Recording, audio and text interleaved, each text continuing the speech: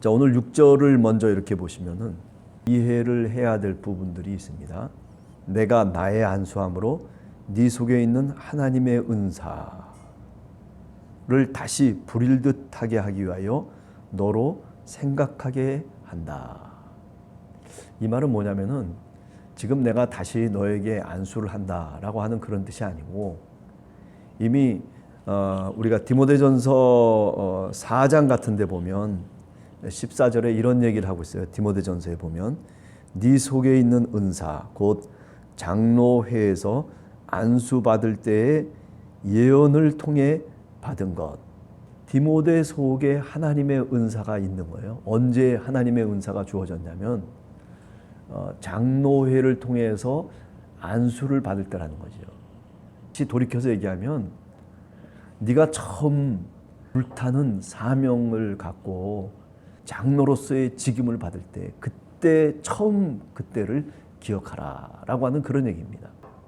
장로회에서 내가 안수를 받았을 때 그 불타는 사명감, 그때 눈물을 흘리고 그때 하나님 앞에 결심하고 하나님께 이렇게 살겠노라고 다짐했던 바로 그 기억을 다시 되살려라 라고 하는 그런 얘기입니다. 무슨 말씀인지 아시겠죠? 우리는 이렇게 사실은 늘 기억을 되살릴 필요가 있어요. 우리가 이스라엘 백성들의 역사 속에서도 예언자들이 늘 얘기했던 게 뭡니까? 그죠? 하나님이 너희를 저 애굽 땅에서 노예되었던 너희를 다시 끌어내서 홍해 바다를 가르시고, 그리고 광야에서 40년 동안 만나와 메추라기를 통해서 너희를 먹이시고, 그리고 너희 옷과 신발이 닳지 않도록 하나님이 이끄셨던 그 신앙의 사건을 너희들이 기억하라 라고 하는 게 사실 구약의 예언자들의 얘기거든요. 지금 오늘 이 시점에서 예언자들이 볼 때 정말 필요한 것은 바로 기억을 다시 되살리는 거라는 거죠. 신약 성경에도 이런 기억에 대한 얘기들이 있어요. 보혜사 성령이 너에게 오시면, 요한복음 14장이라든지 16장이라든지 15장을 이렇게 쭉 보면 보혜사 성령을 얘기하거든요. 그 보혜사 성령이 하시는 일이 뭐냐면 우리로 하여금 기억해 하신다는 거예요. 그분이 어떻게 이 땅에서 표적을 행하시고 그리고 우리들을 이끄셨는지를 기억하도록 하시는 그 하나님이 누구시냐면 바로 보혜사 성령님이시다라는 거죠. 그래서 그가 가르치신 것을 생각나게 하고 그가 행하신 것을 우리 스스로 감동으로 느끼게 하고, 그래서 이 땅에서 정말 주님의 백성으로, 하나님의 백성으로 살아가도록 성령께서 이끌어 가실 것이다라고 하는 거죠. 디모데야, 너에게 성령께서 함께 하시기를 원하신다. 그 성령이 너를 이끄셔서 하나님의 부르심 앞에 응답했던 내 마음이 다시 되살아나기를 원한다. 그래, 네가 목회하고 네가 선교하는 환경이 어떻다손 치더라도 너는 낙심하지 말아라. 주님께서 나를 부르시고 내가 사명자로 살아가겠노라고 그렇게 다짐했던 그 사명과 그 부르심 앞에 너는 항상 서 있어야 된다. 그런 얘기로 우리가 말씀드릴 수가 있을 것입니다.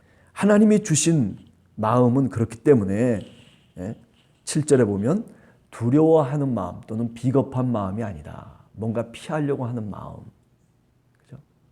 우리가 신앙생활하다 보면 우물쭈물할 때가 사실 많이 있잖아요. 좀 적극적으로 개입하고, 아니 적극적으로 신앙생활을 해야 되는데 늘 뒤편에서 신앙생활을 하는 거예요. 내가 정말 물에 풍덩 빠져서 하나님의 도우심을 구해야 되는데, 그런데 물에 빠질 생각은 안 하는 거예요. 베드로 같은 사람이 어떻습니까? 그죠? 주님이 부활하시고 난 다음에 자신들을 찾아왔을 때 그때 어떻게 했어요? 바닷속에 풍덩 뛰어들 때 그때 주님이 그 베드로를 붙잡아 주시고 그를 구원해 주시고, 그리고 어떻게 했습니까? 믿음이 적은 자야 하면서 왜 의심했느냐라고 하는 그런 충고의 말씀, 가르침을 주신단 말이죠. 배에서 뛰어내리면 위험할 거라고 생각하고, 그리고 또 배에서 뛰어내리면은 내가 혹시 죽을지도 모르고, 뭐 이런저런 여러 생각들이 많은 거죠, 우리들은. 그죠? 그런데 비해서 베드로는 정말 주님을 사랑했다라고 하는 생각을 저는 가끔 해봐요. 베드로 바보처럼 뛰어들어가 가지고 그 풍랑 속에서 그냥 믿음도 없이 그냥 주님께 달려나가는 그 모습을 보면서 어쩌면 질책을 할 수도 있을지 모르지만, 그러나 그 사건의 내용은 그런 게 아니에요. 그죠? 그만큼 어떻다는 거예요. 베드로는 솔직한 신앙을 갖고, 그리고 그 부활하신 그리스도, 주님이 부르시는 그 부르심 앞에 물속에 뛰어들었다는 거예요. 주님이 계신 그곳에 뛰어들었다는 거예요. 그것이 고난이고, 그것이 풍랑이고, 그것이 바닷속에 내가 죽음과 삶이 갈리는 그런 경계선에 있다 손치더라도 그 자리에 과감하게 뛰어들었던 베드로의 모습을 사실은 성경은 우리들에게 얘기하고 있는 거 아니겠어요? 그게 뭐 너희들도 이렇게 돼서는 안 된다라고 하는 그런 얘기를 하려고 하는 것이 아니라, 그죠?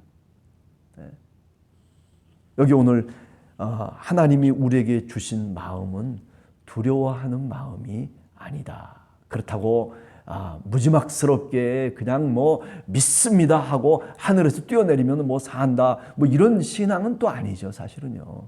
이게 무슨 얘기냐면 하나님의 성령을 따라서 살아가는 삶을 의미하죠. 하나님이 나와 함께 하신다라고 하는 그런 믿음을 가지면 두려워할 것이 없어요, 사실은요. 뭐 죽음인들 뭐 두려워할 거 있습니까?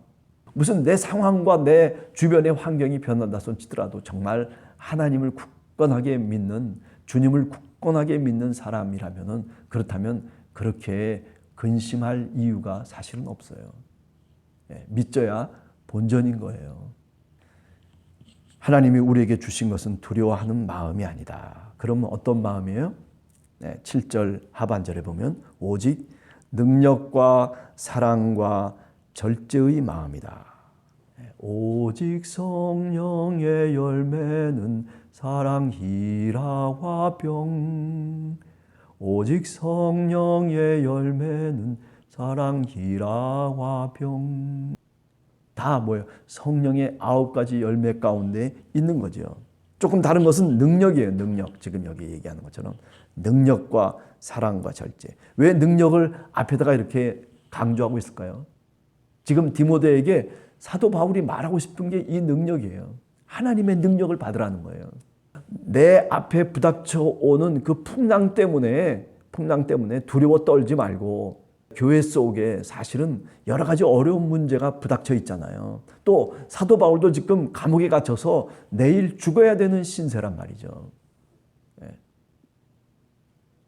그런데도 불구하고 지금 사도 바울이 디모데에게 편지를 마지막으로 쓴 거 아니겠어요? 하나님의 능력을 받으라는 거예요. 그렇죠?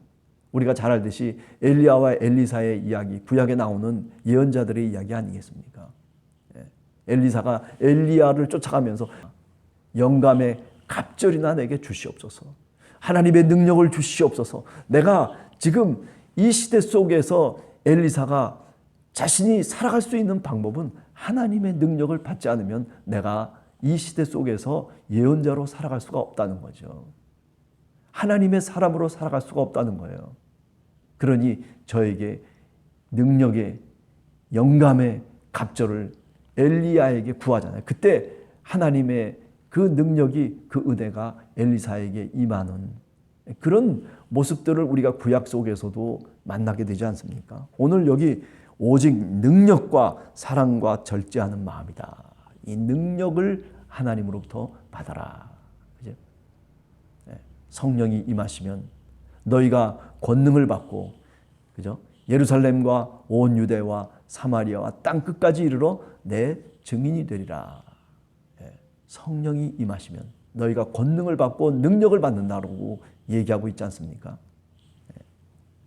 그래요. 사실은 오늘 우리들도 신앙생활하기가 왜 겁나고, 어떤 때는 왜 피하고, 어떤 때는 사실 과감하게 신앙생활을 못합니까? 그것은 성령의 능력이 우리 가운데 없기 때문이에요. 아니, 없는 것이 아니라 그 능력이 나와 함께하고 있음에도 불구하고 내가 그것을 깨닫지 못하고 있는 거죠. 그래서 쭈빗쭈빗하고 부르심대로 따라가다 보면 십자가를 져야 될 것에 대해서 두려워하는 거죠. 제자들은 다 십자가 사건 속에서 다 사실은 십자가를 벗고 도망가 버리고 말잖아요. 근데 어떻게 해서 십자가를 지게 됩니까? 성령이 오순절날 임하시고 난 다음부터 그들이 십자가를 질 수 있었어요. 십자가의 능력이 그들에게 임한 거죠. 뭐 그들이 예수 그리스도를 따라다녔을 때에도 뭐 성령이 함께하지 않았겠습니까? 성령이 함께했죠. 그럼에도 불구하고 왜 그들이 비겁해졌고 왜 그들이 그 십자가의 길에서 하나님의 뜻을 저버리고 비겁한 자로 남게 되느냐면은 그것은 성령의 능력이 자신과 함께하고 있다는 것을 깨닫지 못하고 믿지 못했기 때문이죠. 하나님의 능력이 여러분과 저와 함께 하십니다. 우리가 기도할 때도 하나님의 능력을 통해서 기도하고, 우리가 세상을 살아갈 때에도 하나님이 내게 성령의 능력을 주셨다라고 하는 것을 믿으면서 그러면서 과감하게 살아갈 수 있어야 되잖아요. 교회도 마찬가지입니다. 그죠? 교회가 크다 작다 뭐 교회가 뭐 어떻다 저쩌다 그렇게 이야기하기 전에 과연 나는 성령의 사람인가? 과연 우리 교회는 성령이 함께 하시는 교회인가? 그것을 우리가 스스로 깨달아 알아야 되는 거죠. 그런데 사람들은 성령의 능력도 없이 자기 능력으로 뭔가를 하려고 발버둥은 쳐요. 수고하고 애를 쓰기도 해요. 그렇지만 어떻게 됩니까? 그렇지만 성공하지 못해요. 그 성령이 이끄심 속에서 살아가야 되는데 그게 아니라 육체대로 살아가는 거예요. 생각은 잘하죠. 아, 이렇게 하면 이렇게 될 것이다. 저렇게 하면 저렇게 될 것이다. 여러분, 믿음이라고 하는 건요, 성령은 우리를 그렇게 이끌어가는 게 아니에요. 내 논리와 내 사고방식으로 그 방법에 맞추어서 하나님이 우리를 이끌어가는 게 아니에요. 성령이 우리를 그렇게 이끌어가시는 것이 아니라 우리가 사도행전 2장과 3장을 통해서 보듯이 오순절날 성령이 임하면 놀랍게 그 이전과는 전혀 다른 마음들이 생기고 용기가 생기고 그리고 복음을 위해서 주님을 위해서 목숨까지 바칠 수 있는 마음을 성령이 우리에게 능력으로 주시는 거예요. 오늘 그렇기 때문에 사도 바울이 디모데에게 얘기합니다. 하나님이 주시는 마음은 비겁한 마음이 아니야. 너희가 하나님의 능력을 붙잡아. 오늘 이 새벽에 오늘 하루를 시작하면서 그래요. 우리가 하나님의 능력을 붙잡을 수 있는 성령의 능력이 나와 함께하고 있다라고 하는 고백을 다시 하면서 하루를 출발하고 하루를 기도로서 출발할 수 있는 그런 여러분과 제가 되기를 간절히 원합니다. 그렇기 때문에 사도 바울이 부끄러워하지 말라, 두려워하지 말라라고 얘기하고 있는 거죠. 그죠? 8절에 보면 그러므로 너는 내가 우리 주를 증언하는 것과 또 주를 위하여 내가 옥에 갇힌 바 된 그것을 부끄럽게 생각하지 말아라. 옥에 갇혔다라고 하는 것, 그죠? 꼼짝없이 지금 감옥에 갇혀 있는 이 사도 바울. 그러나 디모데에게 얘기합니다. 나는 부끄럽지 않은 삶을 살았다. 나는 오직 복음을 전하는 것, 복음을 증언하는 것, 그리고 주님을 위해서 내가 이 옥에 갇힌 바 된 나다. 그러니 부끄러워하지 말아라. 비겁하게 물러서지 말아라. 죽음 너머의 세계를 다시 마음속에 그리며 살아갈 것을 이야기를 합니다. 그러면서 뭐라고 얘기합니까? 오직 하나님의 능력을 따라 복음과 함께 고난을 받으라. 아, 참. 모든 사람이 이렇게 보편적으로 복음이 함께하면 고난도 함께한다라고 하는 그런 보편적인 원리를 우리가 적용할 수 있는 것은 아니겠죠. 그죠? 특별히 오늘 이 사도 바울과 디모데에게 이런 하나님의 은혜를 주셨기 때문에 이렇게 감당하는 것이겠죠. 그럼에도 불구하고 우리는 종종 이렇게 생각할 수 있어요. 그죠? 예수 그리스도를 믿으면은 우리가 손에 움켜쥐는 것이 아니라 손을 놔야 될 경우들이 많아요. 내가 희생해야 되고 내가 나를 내려놓아야 될 경우들이 많죠. 내 자존심도 내려놓고 사실은 살아가야 될 경우들이 많이 있습니다.